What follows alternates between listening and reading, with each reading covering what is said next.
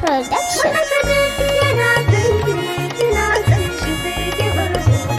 Ajebo, Nafisa ya kike kuka auren so fashe kuka yi na gasari yana son ki kina son sa sai ki bar kuka. Nafisa ya kike kuka auren so fashe kuka yi na gasari yana son ki kina son shi sai ki bar kuka.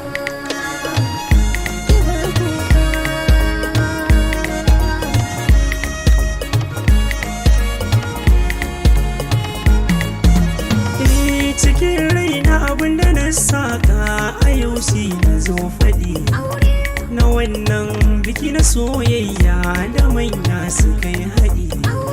Ba zan bayyana ba sai sarkin da yake ba ni yayi daɗi. Gani ne abinda jik na sani alkalamin sabon musawa. Salati ba zan gina ma ba abanda da Fatima. Da ni dai da kai nake fari har ranar da zan gama. Na kan nuna da wata murna ta na jiya ko ana yi ma. Sanadin haka abin da ni na sani a raina ban maka tamka ba.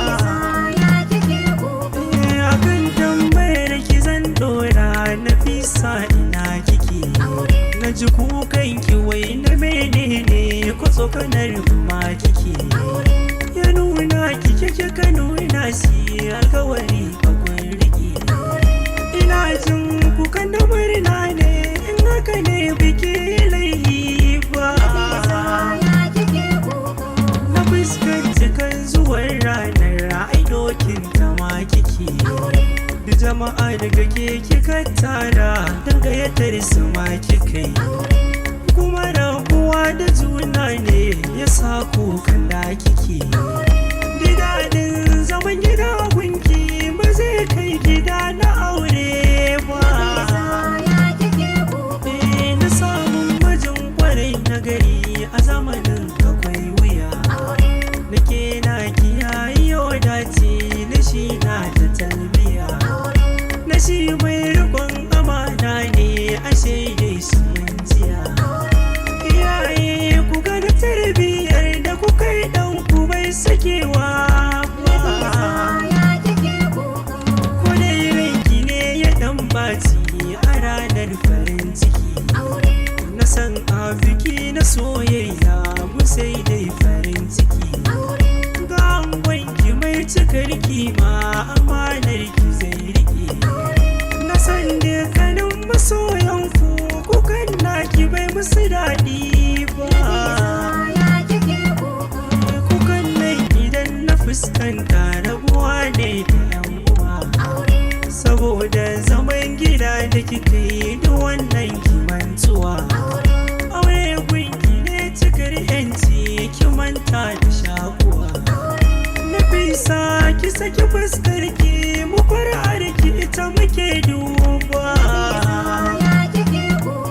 Da na gane mai yasa kukan bara'in ya rausaya. Da ni kai na duka wata rawa da ake yin ta na iya. Burina a yanzu ne ya cika tun da na saki dariya. Nafisa ne ya yi babban mu Ajebo ku ne wata kenan. Kafin in rufe cikin wakar zanen ba ku shawara. Aure na ku je